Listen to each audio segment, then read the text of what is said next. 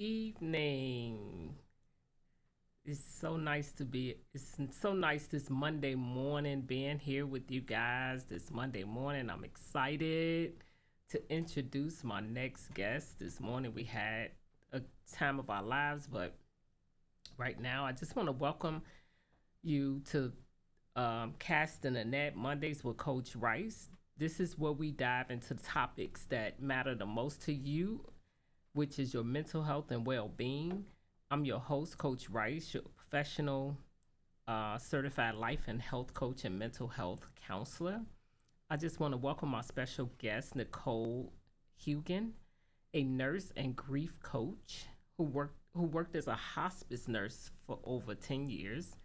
And as a grief coach, she supports others on their grief journey and helping them understand um, and reminding them that they don't face this tragedy alone. So I just want to just welcome you, Nichole. Did I pronounce your last name correct? It's Haugen, so Haugen. close enough. Okay. Haugen. Okay. Nichole Haugen. Okay. Nichole, what I just want to tell, I want to tell the audience where you're from and what inspired you to choose life coaching path in the area of grief. Yeah, so I am from North Dakota and I born and raised here. And really what led me to grief was for one, like my experience with hospice as a hospice nurse. I was always drawn to that work and enjoyed it so much. But what really drew me in was in 2019, both of my parents died. So my dad had a 10-year battle with cancer and he passed away at the end of July. And then my mom died about 4.5 months later. Suddenly, tragically, she missed her turn into her driveway when it was storming one night and her car went under. And so, dealing with her death, and then it took a day or so for them to find the car, and then another day or so for them to find her body. And I had our sixth daughter that year. So, I had, um, you know, six young children and trying to deal with all the grief that came with that. And then about a month after my mom died, I found out there was financial infidelity in my marriage. And so it really helped me to see that grief isn't just when we have the death of a loved one and how much I really was grieving and putting a name on that really helped me and helped me heal. And so that is what I help others with is grief in many shapes and forms and sizes. Yeah, that's a lot of loss because people do only usually think of loss as in just death. It's so many other losses that kind of take us into a area of grief, right? And so you've been a hospice nurse, witnessing some profound losses, not just in your workplace but also in your personal life. Yeah. Um, how did this experience shape your understanding of grief when it comes to facing loss? Through your own, you know, through your parents and within within that frame. Yeah. So I think really it gave me a whole new perspective and you hear things, you know things, but like until you're personally going through it, like you don't know what you don't know. And so I think for me especially it was like, well, I knew grief would come and go, right? Like I knew like, oh, there's different stages and different things, but I didn't understand the intensity of it and how that really like it felt like an attack every time. And I thought like, oh, like I dealt with that. Like that one stage, like, okay, I dealt with it. It shouldn't feel as intense. It shouldn't be as much. And it was. And so just there was a lot of things that I was like, oh my gosh, like I feel crazy. I feel like a crazy person. And so is this normal? And so I think that we don't talk about grief enough.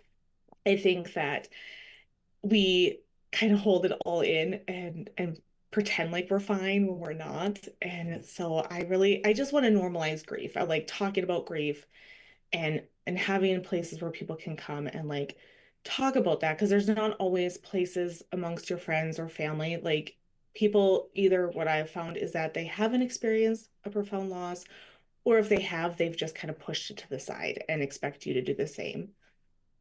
That is so true. You are so right about that. And when you were going through this, did you ever feel like, how am I gonna make it through this? This is overwhelming. Yeah, there was a lot of days that I was like, there is not much more that I can take. Like, I do, like, at that point, I pretty much thought my marriage was done. I thought that, whatever shape or form that was going to look like, I was like, I don't even have my parents to talk to. Um, my mom was a counselor, and so I really, she would always give her advice or input necessarily when I didn't want it. But then when you don't have that, you're like, oh, I really wish I could talk to my mom about this, like Right. about how to fix this marriage, like where do we go from here? What advice would she have? And so, yeah, there was just days where it was like it was so, so much. And just like you just feel like you are just surviving and trying to just get through the day. So it sounded like you and your husband survived it, right? How Yeah. did how did you survive financial infidelity? First of all, some people may not know what that is. I know what it is, but um, Yeah. some people may not know what it is. Can you explain that? Yeah, so basically for our whole marriage, so we had been married for 10 years at that point. He had been buying things without my knowledge. He had multiple credit cards taken out and multiple debt racked up. Just basically he fill up a credit card, get another credit card to kind of pay it off. And it accumulated over time, but it really compounded in those last few years before all of it came out. And so um how I found out about it was he didn't tell me about it. I had to sign for a letter that came through the mail saying basically you have to pay this amount or we're going to turn this over to collections. And I had no clue what was happening or what this was. And so he was honest about that one. But over the next few years, more and more came out of how much it was, how there was still hidden debt, how there was still things that he was not talking to me about. And so really it took a lot of, for one, open and honest conversations. And and also like just really for me also to recognize and to realize that I am not perfect either, Right. unfortunately. Like there was a lot of things that like he would he would come to me like, "Oh, can I go do this?" And my reactions, my responses told him, "Oh, I should go hide that." And again, like I'm not saying that that's the right way to handle things, Right. but not necessarily was my way the right way to handle things either. And so we needed to start having open and honest conversations about around these things and how uncomfortable and painful it was. Like that slowly helped us move forward to another day, another week, another month. And just and then too, I had a cousin who she also is a counselor. She very honestly told me after we'd been with their family, she just told me like you seem very angry, you seem very bitter, like resentful, like what's going on? And it's like, yeah, I am. And so it really helped me look at like, okay, I truly haven't forgiven him. And what does that look like to really forgive somebody? And then to also, I think we tell ourselves a lot of these things like, oh, forgive and forget. Like it doesn't mean I forgot what happened. It doesn't mean Right. that I'm not triggered sometimes and that there aren't things that we have to like work through over and over again. But it just means like I can truly forgive him and I don't need to hold on to this.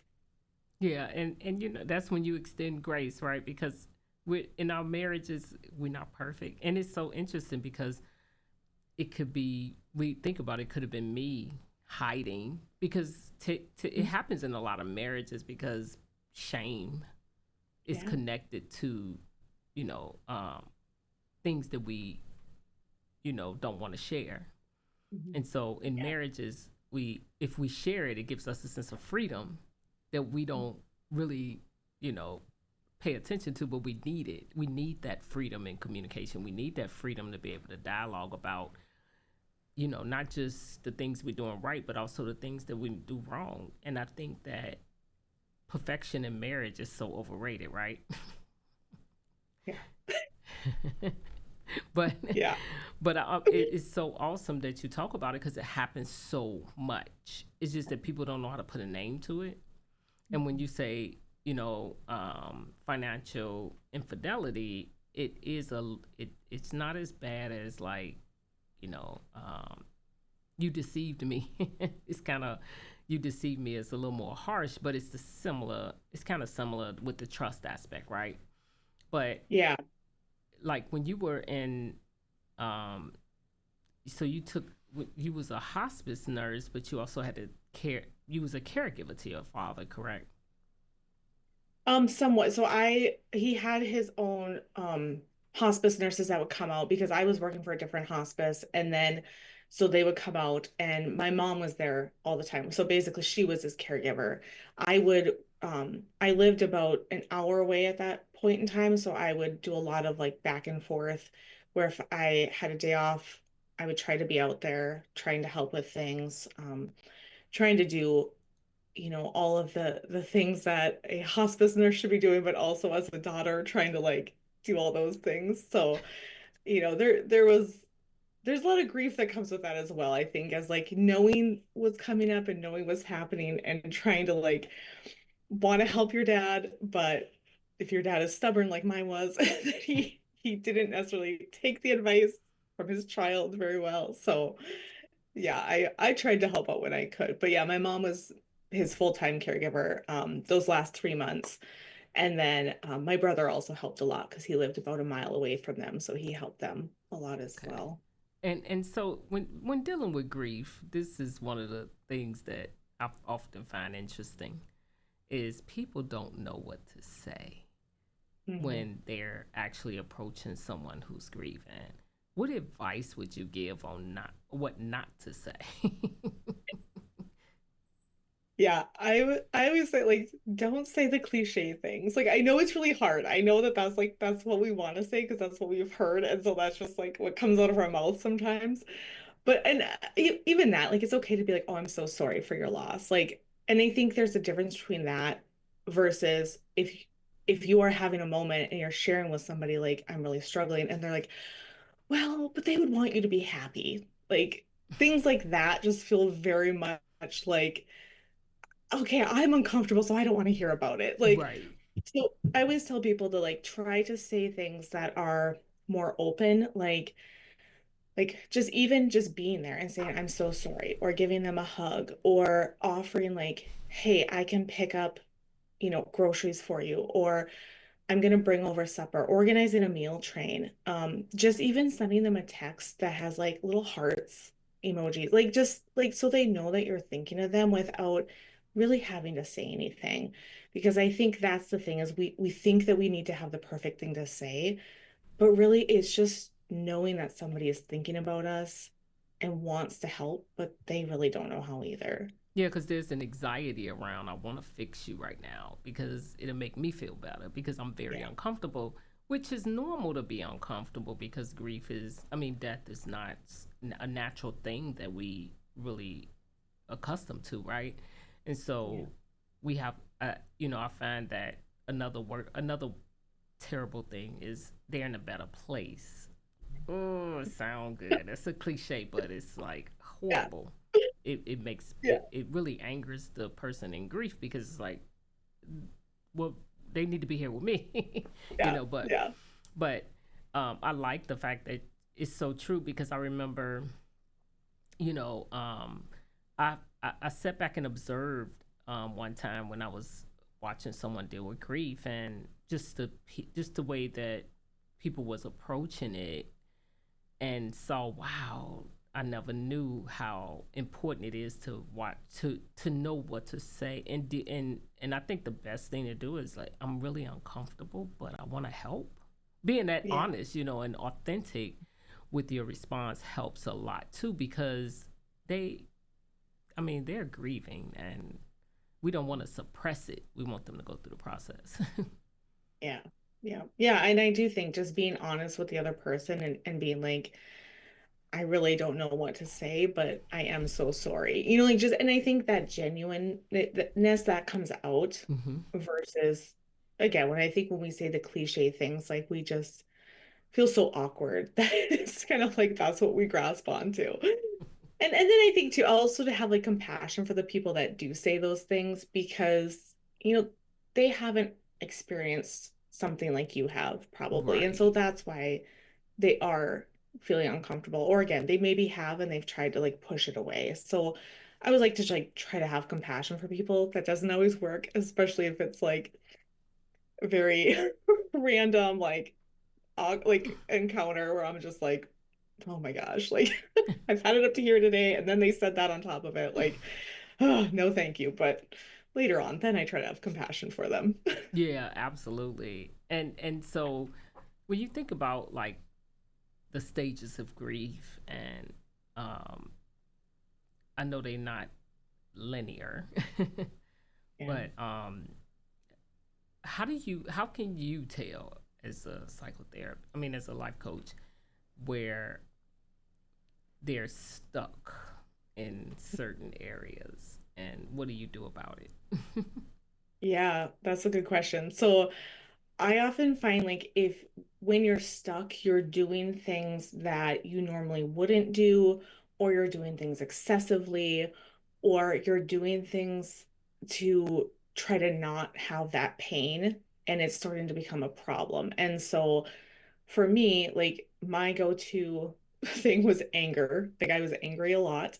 Um, and or I ate a lot. I would overeat on almost anything and everything.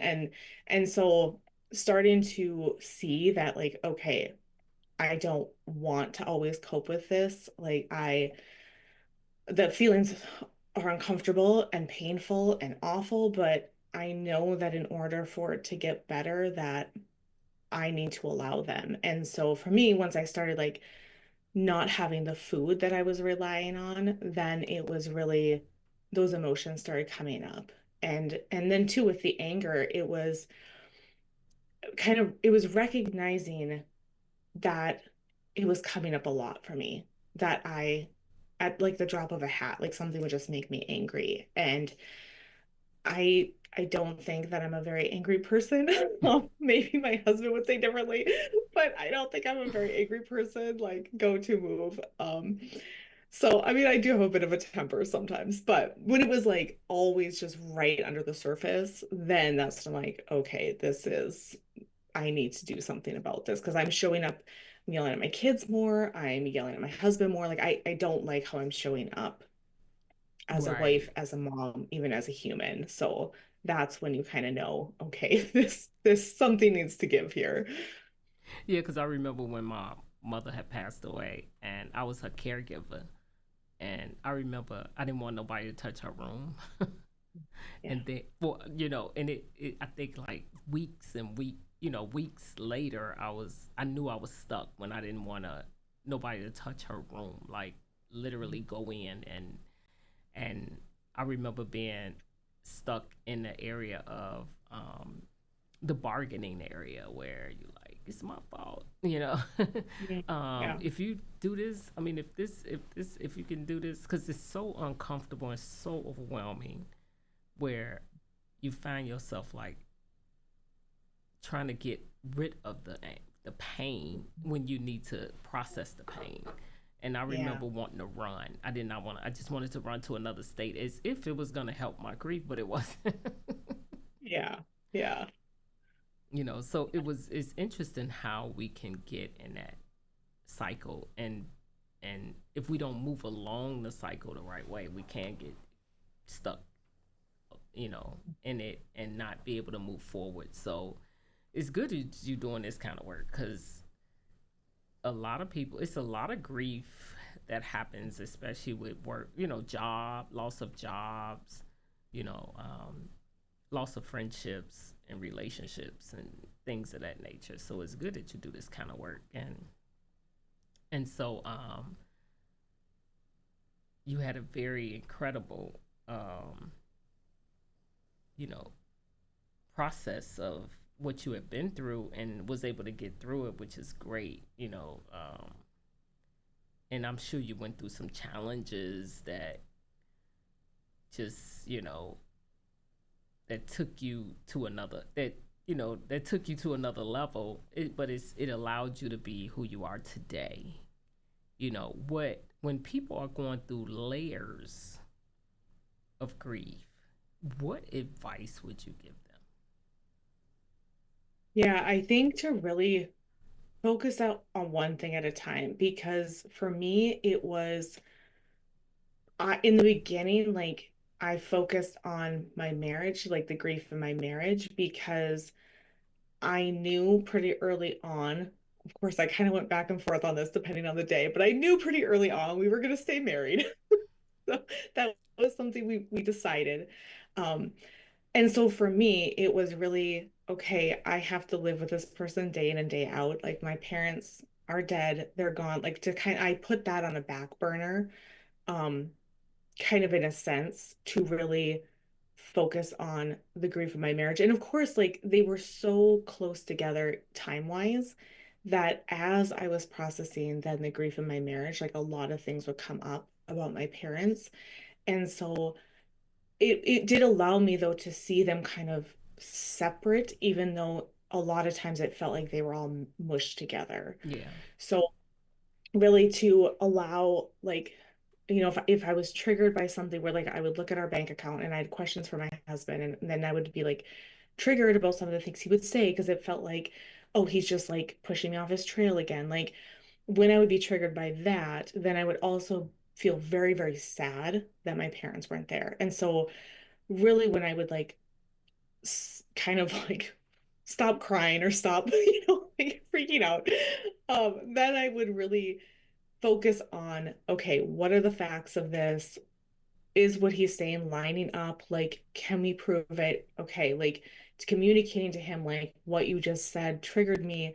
And then to be like, okay, and I'm also really, really sad because when this happens, it brings up the grief from my parents. And so learning ways that I could specifically express to him what I would need in that moment. And a lot of times there's just like, I really need a hug because I'm really, really sad right now. I'm like, I'm still mad at you. Like, Right. I need a hug. So really trying to like layer it out and like focus on one thing at a time.